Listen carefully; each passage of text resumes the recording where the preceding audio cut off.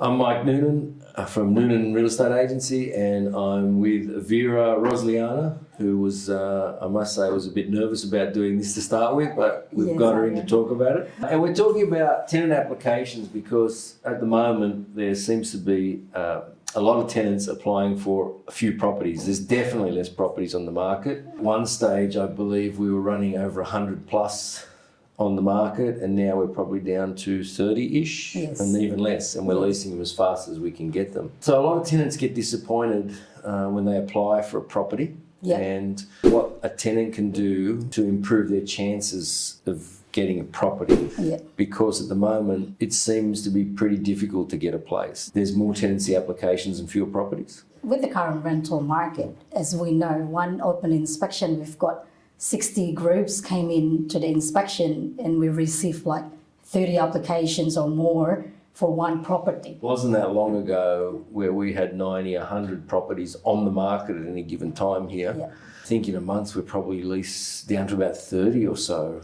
We're not getting any more than 30 on the market. Exactly. And the number of people applying, people are coming back into the country after COVID.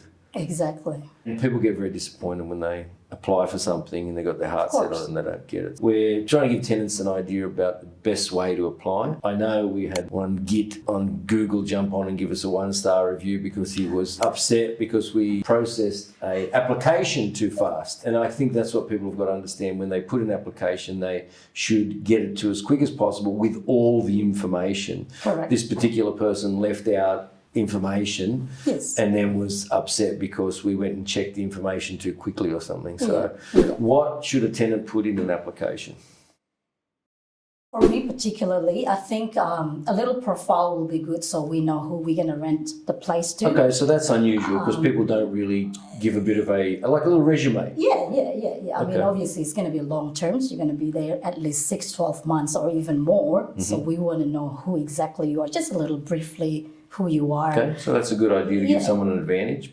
Correct, and then obviously start date is very important. So we want someone to lease as soon as the previous tenants move out. Okay, so current tenant or the one that's moving out is moving out on a certain date, and we're trying to minimise the landlord loss. Correct. So we want to get somebody in as close to that date, that exit date as possible. Correct. Okay, so if a tenant comes along and says, you know, I'm a great tenant, but I can't go into the property for 2 or 3 weeks after the start date, that's going to really affect the application, correct? Of course, So the other thing is obviously the price. With the rental market at the moment, it's hot. It's very hot. And you know, if there's 60 people in the property, I think if you put like $20 lower is what we're asking, we're not even going to look at your. Right. So what you're saying is, if let's take for instance the asking price is $500 a week. If you come along and offer $480 and you've got to think there's maybe 10, 20, 30 people applying for that property. Correct. And you're $20 under the asking price, that's probably going to affect your application. It's going to be detrimental to your to you getting the property. Correct. As a potential tenant, I want to find a property. What other things could I do to impress you as a property manager? The documents, definitely we need the full documents when we receive the applications, because we're receiving like 30 applications for one property. It's a big job to go through every single applications.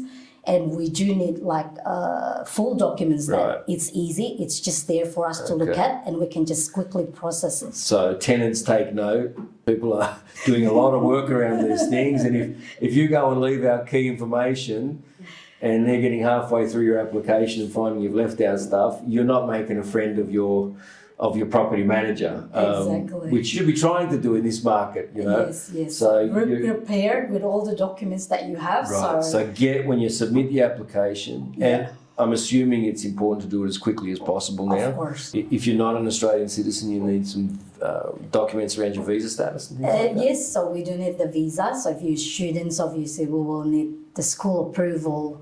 The other documents, obviously 100 points of ID and bank statements, ledger from the real estate agents, and obviously if you get a reference from the previous real estate agent, it will be good. That's good as well. At least it's there. and obviously notify your references that we're going to call them, and it has to be a quick process because we can't wait around. So you got to tell them in advance, hey, I'm applying a property, so can you please make sure that you're ready to give them a reference? I think that's where that gentleman who got all up his nose out of joint, because we called his references very quickly. Yes. His stuff pre-prepared. Once you like the property, submit the application straight away, and like REA and Domain, they have all the online applications. It's pretty much stored in there. So once you like it, you just click one button, apply, and that's it. Right. So it's all submitted, fixed up. Okay. When you say REA, that's the industry term, but it's realestate.com.au you're talking about. Correct. And domain.com.au you're talking about. And we advertise on both of those, so we get applications from both of those sites. Correct. Yeah. I assume it'd be very hard if you're a first-time renter at the moment. Yes. Is there something a first-time renter can do to try and get ahead of the game? Well, that's a tricky one. I mean, obviously, we want to give the opportunity to, everyone.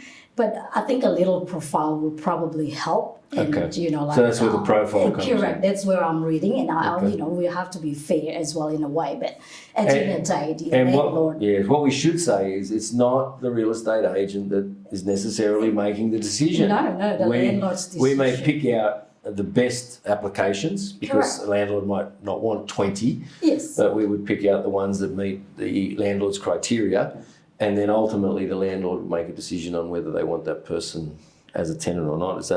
That's pretty much correct? Yes. Yeah. But I mean, obviously at the end of the day, we want someone to make sure that they've got enough income to cover all the rental. So whichever documents, bank statements, obviously it's going to be important that we know if you're students, you won't be getting any income. Right. So, bank statement's really important to show that there's support coming from overseas for you. Correct. Okay. Correct. And I guess the last question I'd like to ask is it harder for two people that are not family that are living in a property to get a property? Is it harder than, say, one person leasing a property? Or do people think, well, there's two incomes and it's easier to, these guys are going to be able to pay the rent?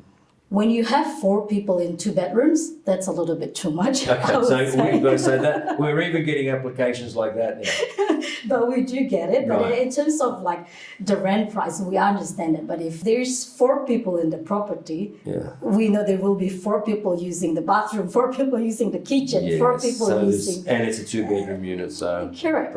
It's a lot of jam. I know recently, and when I speak with Amela, I'll probably discuss it a little more, but I know recently we've had a case where we've caught somebody out because they were subletting.